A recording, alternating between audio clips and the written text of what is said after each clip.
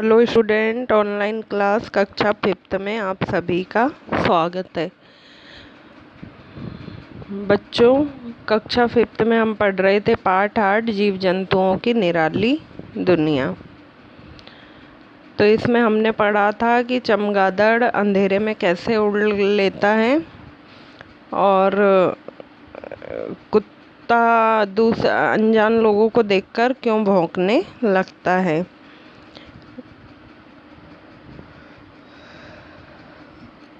चमगादड़ जो है उड़ते समय एक उच्च तारत की आवाज़ निकालता है जो सामने किसी भी वस्तु से टकराकर पुनः आती है, जिसको सुनकर वह अंधेरे में भी आसानी से उड़ लेता है। फिर हमने ये 3 क्वेश्चन थे जो आपको होमवर्क में दिए थे। उसके बाद बच्चों हमने पढ़ा था पेज नंबर 2। पेज नंबर 2 में ये था कि आँखों पर पट्टी बांध के इन चीज़ों को चखकर, छूकर और स्पर्श करके पहचानना था। उसके बाद बच्चों हमने ये पढ़ा था कि कौन कितनी दूरी तक देख सकता है। फिर पेज नंबर 3 में हमने पढ़ा था शोर क्या होता है, शोर से हमें क्या क्या परेशानी होती है और शोर हमें क्यों नहीं करना चाहिए। ध्वनि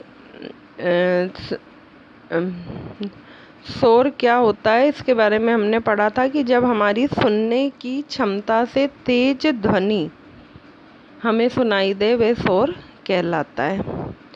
उसके बाद फर्स्ट वीडियो में ही हमने देखा था कि कौन से जंतु जो है किस मौसम में रहते हैं। जैसे छिपकली जो होती है वो गर्मियों में, सांप बारिश और गर्मी में, मेंढक बारिश में। उसके बाद फिर मैंने यहाँ तक आपको क्वेश्चन दिए थे कि मेंढक बारिश में अधिक क्यों दिखते हैं, क्योंकि मेंढक बारिश में अंडे देते हैं। फिर मच्छर सर्दी में कम क्यों दिखते हैं, क्योंकि अधिकतर मच्छर सर्दी से मारे जाते हैं और कुछ मच्छर दीवारों की दराजों में छुप जाते हैं। तो यहाँ तक हमने पढ़ा था बच्चों फर्स्ट वीडियो में। अब हम करते हैं इसका सेकंड वीडियो स्टार्ट। इसी पाठ का सेकंड भाग आज हम पढ़ेंगे और इसके आगे से पढ़ेंगे।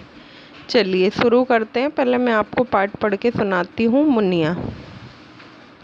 मुनिया कहती, राजू भैया क्या मैं भी मछली की तरह पानी में रह सकती हूँ और चिड़िया की तरह उड़ सकती हूँ। एक बच्ची जो है मुनिया हमारे पाठ की किरदार, वो ये कह रही है राजू से, जो कि उसका भैया लगता है, क्या मैं मछली की तरह तैर सकती हूँ या चिड़िया की तरह उड़ सकती हूँ। तो राजू कहता है, मुनिया सभी जीव जंतुओं की अपनी विशेषता होती है। मनुष्य, पक्षी, कीड़े मकोड़े आदि एक दूसरे से भिन्न होते हैं। हम स्थलीय जीव हैं, पानी में नहीं रह सकते हैं। देखिए दूसरे ही बच्चे ने कितना सुंदर जवाब दिया है उसे। वो कह रहा है कि सभी जीव जंतुओं, मनुष्य और पक्षी की अलग अलग विशेषताएं होती है। और क्योंकि हम स्थलीय जीव हैं, ऐसा इसलिए कह रहा है वो क्योंकि हम स्थल में रहते हैं और पानी में नहीं। यही कारण है कि हम पानी में नहीं रह सकते। तो यहाँ पे ख़त्म होता है बच्चों आपका पेज नंबर 3। चलिए पाठ को आगे बढ़ाते हैं। ये आ गया पेज नंबर 4। पेज नंबर 4 में है चींटियों का नगर। मीन्स एक पूरी एक ऐसी बस्ती जहाँ सिर्फ चींटियों का ही साम्राज्य होता है, उसे हम कहते हैं चींटी नगर। तो चलिए पहले पढ़ते हैं कि क्या बता रहा है किताब में। मुनिया के घर के एक कोने में चींटियों का दर यानी कि घर बना हुआ था। चींटियां उसमें लाइन से प्रवेश कर रही थी। ऐसे ही बगीचे में गमले के नीचे बहुत सारी चींटियां चलती हुई दिखाई दे रही थी। वहाँ थोड़ी नम जमीन थी। जब गमले को हटाया गया तो चींटियां अपने अपने अंडे को लेकर जाने लगी। मुनिया की माँ ने बताया कि चींटियां चलते समय एक पदार्थ छोड़ती है जिससे पीछे आने वाली चींटियां रास्ता पहचान पाती है। जब चींटी काटती है तब ये उस विषैले पदार्थ को हमारे शरीर में छोड़ देती है, जिससे हमें दर्द होता है। चींटियां झुंड में रहती है, इनकी अपनी दुनिया होती है। चींटियां मिट्टी के अंदर, पेड़ के तनों में, घरों के अंदर सुरक्षित स्थान पर अपना घर बनाती है। देखिए बच्चों, कितनी सुंदर बात बताई गई है। आपने देखा है कि हमारे सभी के घरों में चींटियां अधिकतर होती है, और चींटियां 2 रंगों की होती है, लाल और काली। तो ये भी हमने अनुभव किया है कि जब चींटियां चलती है तो वो लाइन में या रो में चलती हमको नज़र आती है। अब उसका कारण क्या होता है? उसका कारण ये होता है कि चींटियां जो होती है वो चलते समय एक पदार्थ छोड़ती है, जिससे दूसरी चींटी उस पदार्थ को देखकर रास्ता पहचान पाती है और उसी पंक्ति में या उसी राह में वो आगे चलने लगती हैं।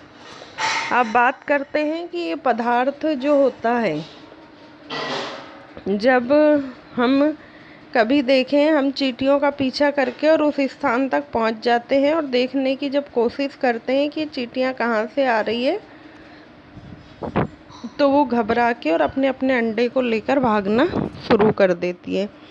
अब कहाँ रहती हैं ये चींटियां? अधिकतर ये होती हैं नम जगहों में। जैसे मान लीजिए आप एक बहुत बड़ा पेड़ है और उस पेड़ के नीचे, जो आपने कई बार देखा होगा, भुरभुरी मिट्टी सी चारों तरफ इकट्ठा रहती है, तो वो चींटियां उसको खोद खोद के निकाल देती हैं।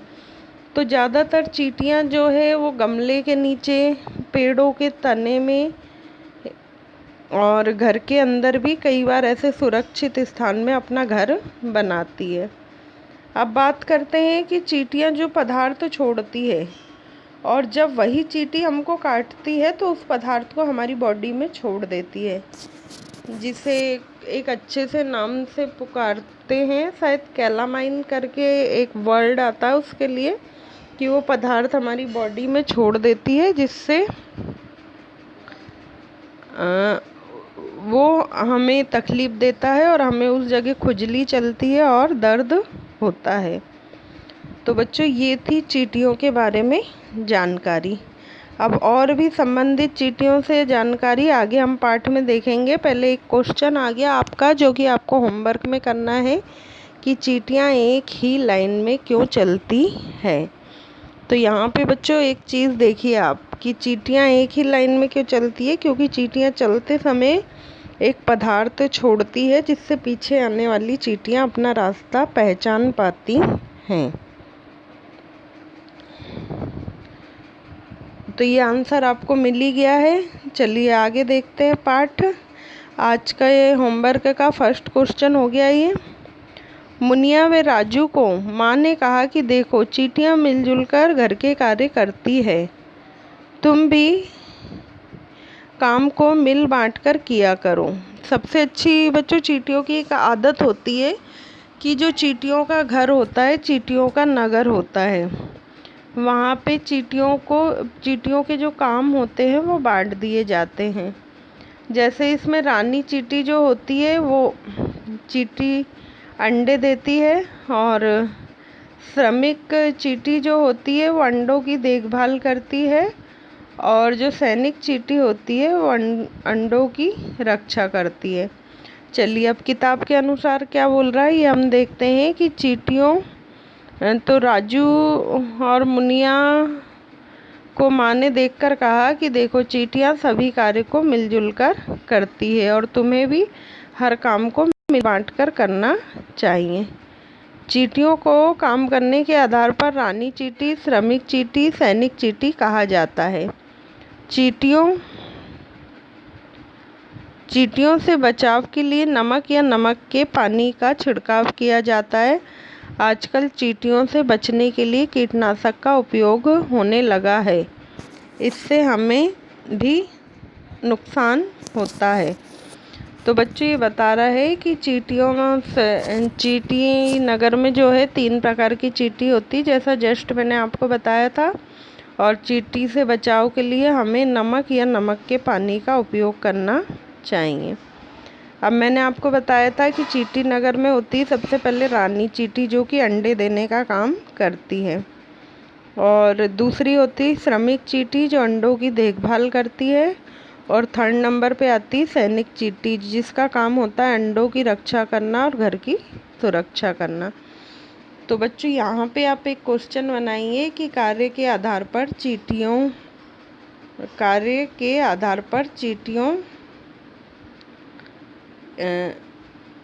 चींटियों के लिए एक सारणी बनाइए। कार्य के आधार पर चींटी नगर में रहने वाली चींटियों को सारणीबद्ध कीजिए। तो आपको इसके आंसर में लिखना है, ये सारणी को पूरी को जो है आंसर के रूप में आपने को लिखनी है। यहाँ पे आपका आज का सेकंड प्रश्न बन जाएगा। फिर से मैं रिपीट कर रही हूँ कि कार्य के आधार पर चींटियों के नाम का वर्गीकरण कीजिए या सारणीबद्ध कीजिए। चलिए आगे देखते हैं। आगे 2 क्वेश्चन और है, ये देखिए आप पता कीजिए आपके आसपास किन किन जगहों पर चींटियों के घर अधिक संख्या में हैं। तो आपको पता है कि आपके आसपास कहाँ कहाँ पर चींटियों के घर है। गमलों के नीचे, पेड़ों के नीचे, पेड़ों के तने में, और घर के अंदर, जहाँ की कई जगह सुरंग होती है हमारे घरों में, वहाँ भी चींटियाँ अपना बिल बनाती है। भोजन को चींटियों से बचाने के लिए कौन कौन से उपाय करते हैं। तो बच्चों, भोजन को चींटियों से बचाने के लिए हमें नमक व नमक के पानी का छिड़काव कर सकते हैं। और आजकल तो कीटनाशक का उपयोग भी होने लगा है, पर इससे हमें हानि भी होती है, इसलिए हमें घरेलू उपाय ही करने चाहिए। अब ये हो गया आपका पेज नंबर 4 कंप्लीट। और इस पेज में आपके होमवर्क के हो गए बच्चों 4 क्वेश्चन। अब ये हो गया आपका पेज नंबर 5। पेज नंबर 5 में क्या है, चलिए देखते हैं। मुनिया अपनी माँ को बता रही थी कि पड़ोस में रहने वाली दादी अम्मा बगीचे में चींटियों के घरों में आटे का कसार डालती है। देखिए ध्यान से सुनिए कि मुनिया अपनी माँ को बता रही थी कि पड़ोस में रहने वाली जो दादी माँ है वो बगीचे में चींटियों के घरों में आटे का कसार डालती है। वह ऐसा क्यों करती है। माँ ने बताया कि कई लोग चींटियों को घी चीनी आटा मिलाकर डालते हैं। ये चींटियों को भोजन देने का काम कर रहे हैं। उन्हें लगता है कि जीवों के लिए भोजन की व्यवस्था करनी चाहिए। हाँ, तो बच्चों ये पैराग्राफ है, ये बहुत ही महत्वपूर्ण है। इससे हमें ये शिक्षा भी लेना चाहिए कि हमें हमेशा सभी जीवों के भोजन की व्यवस्था करनी चाहिए, जितनी कि हमसे पॉसिबल हो। जैसे मुनिया ने एक दादी माँ के बारे में बताया कि वो चींटियों को डेली क्या डालती है, कसार। तो बच्चों ये काम हम में से बहुत सारे लोग भी करते हैं। पहले बचपन में मैं भी किया करती थी, जब मैं गांव में अपनी दादी माँ के साथ रहती थी।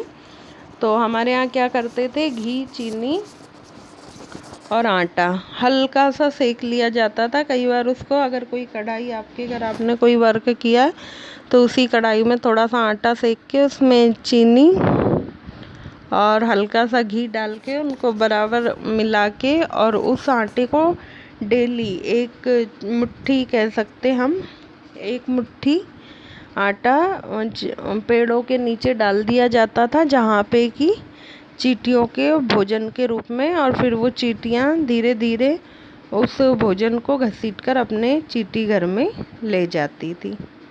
चलिए आगे देखते हैं। आगे आपका क्वेश्चन नंबर 5 आज का। घी चीनी मिला आटा लेकर चींटियाँ कीड़ी नगर को खिलाया जाता है। इसी तरह और किन किन जीवों के खाने की व्यवस्था लोगों द्वारा आपने करते हुए देखा है। तो बच्चों हाँ, जैसे कई लोग चींटी नगर के लिए जैसे हम कसार डालते हैं, उसी तरह कई लोग गायों को हरा चारा भी डालते हैं। डेली वो हरा चारा लेते हैं और गायों को भोजन के रूप में डालते हैं। बहुत से लोग जो हैं वो गाय के लिए सुबह शाम सुबह रोटी भी देते हैं और घर में अधिक खाना ठंडा बच जाने पर भी गाय वगैरह को भोजन की व्यवस्था करते हैं।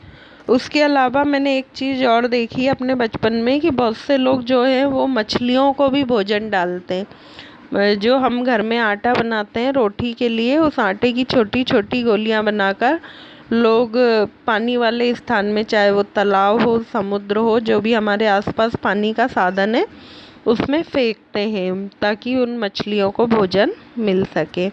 और अगर आपने भी ऐसा कुछ देखा है अपने आसपास कि कौन कौन लोग किन किन जीवों के भोजन की व्यवस्था करते हैं, तो वो आप इसके आंसर में लिख सकते हैं। तो बच्चों यहाँ पे हो रहा है अपना ये पार्ट पूरा कंप्लीट ख़त्म। अब हमारे पार्ट को कंप्लीट ख़त्म करने से पहले हम लास्ट में देखते हैं। देखिए, हमने सीखा दिया है और उसके बाद है हमारे क्वेश्चन आंसर। अभी तक के 5 क्वेश्चन जो मैंने आपको बताए वो तो करने ही हैं। उसके अलावा अभी हम एक बार रिपीट करते हैं, इससे हमारा पार्ट भी रिवाइज हो जाएगा कि हमने इस पार्ट में क्या पढ़ा। देखिए बच्चों, जीव जंतुओं को सूंघने, देखने, सुनने आदि की क्षमताएं अलग अलग होती हैं। जितने भी दुनिया में जीव जंतु हैं, पशु पक्षी हैं, सभी के सुनने की, देखने की और सूंघने की क्षमताएं अलग अलग होती है। उसके बाद है कि जो चमगादड़ है वो रात में प्रतिध्वनि मीन्स आवाज़ के सहारे उड़ता है। फिर तीसरी बात हमने, सबसे तीसरी और महत्वपूर्ण बात हमने इस पाठ में ये सीखी कि हम सभी को सभी काम मिलजुल कर करना चाहिए।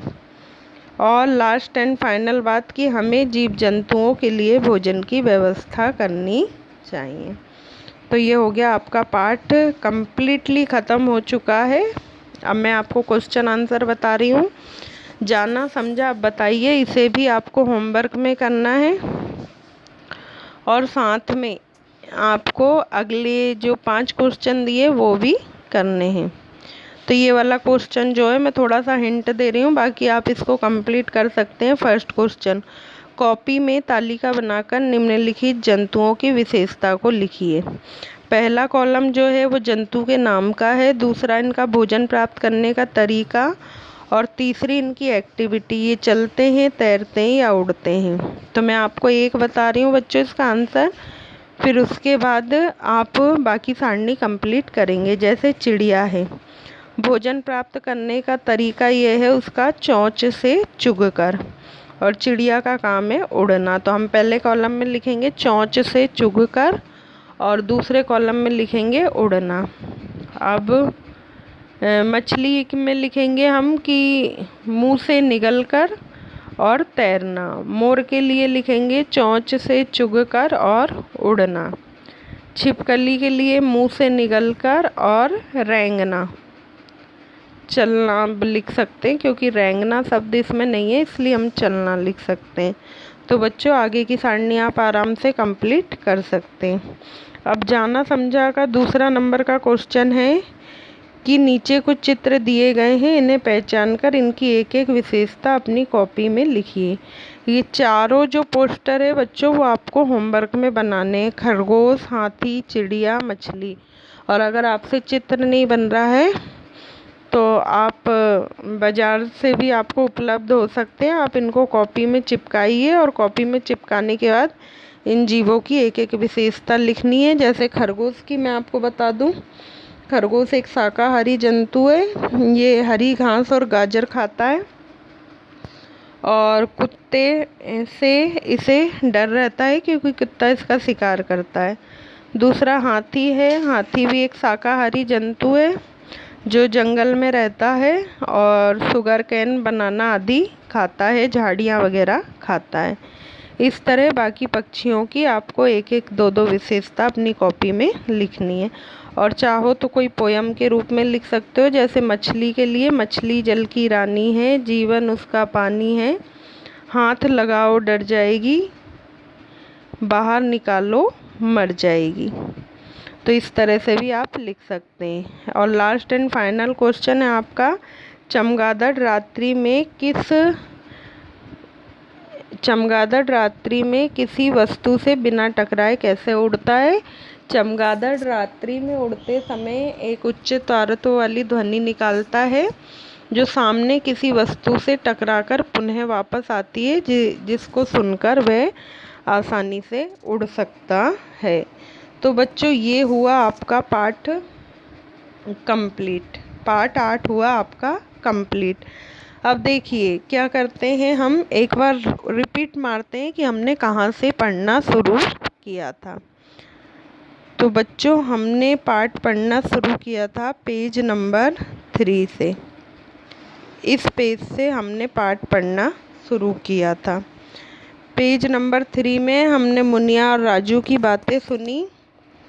तो मुनिया का कहना ये था कि क्या वो उड़ सकती है, चल सकती है? तो राजू ने कहा कि सबकी विशेषताएं अलग होती हैं। फिर उसके बाद हमने पढ़ा चींटियों के नगर के बारे में कि चींटियों का नगर क्या होता है, इसमें कितने प्रकार की चींटियां होती है। अब यहाँ पे एक बार मैं आपको रिपीट कर दूँ। क्वेश्चन नंबर फर्स्ट है, चींटियां एक ही लाइन में क्यों चलती है? क्वेश्चन नंबर सेकंड है कि कार्य के आधार पर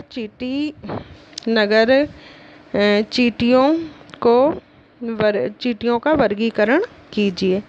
कार्य के आधार पर चींटियों का वर्गीकरण कीजिए। क्वेश्चन नंबर 3 है कि किन किन जगहों पर चींटियों के घर अधिक संख्या में। क्वेश्चन नंबर 4, भोजन को चींटियों से बचाने के लिए कौन कौन से उपाय करते हैं। फिर हमने पढ़ा पेज नंबर 5। इसमें हमने पढ़ा कि घी, चीनी, आटा मिलाकर जैसे चींटियों को डाला जाता है, उसी तरह और जीव जंतुओं की भोजन की व्यवस्था। मैंने आपको बताया कि बहुत सारे लोग मछलियों को आटा डालते हैं, गायों को हरा चारा डालते हैं आदि। तो ये हो गए आपके क्वेश्चन नंबर 5। उसके बाद आपके 3 क्वेश्चन जो जाना समझा का। फर्स्ट क्वेश्चन आपका सारणी वाला है जो मैं आपको समझा चुकी हूँ। सेकंड क्वेश्चन जो है आपका वो चित्र वाला है जिसमें आपको चित्र बनाने हैं पॉसिबल हो तो, और चित्र बनाना पॉसिबल नहीं है तो आप किसी चीज़ में से कटिंग करके या बाज़ार से लाके भी चिपका सकते हैं। और लास्ट और फाइनल क्वेश्चन है आपका चमगादड़ वाला। तो बच्चों ये आपको पार्ट मैंने बहुत अच्छे से क्लियर कर दिया है और ये पार्ट आपका कंप्लीट हो चुका है। अब आपको क्या करना है कि जो आपने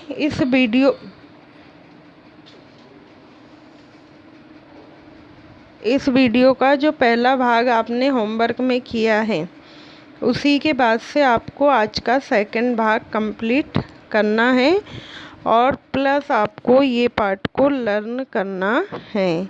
तो नेक्स्ट वीडियो में बच्चों हम पढ़ेंगे पार्ट 9 पढ़ेंगे।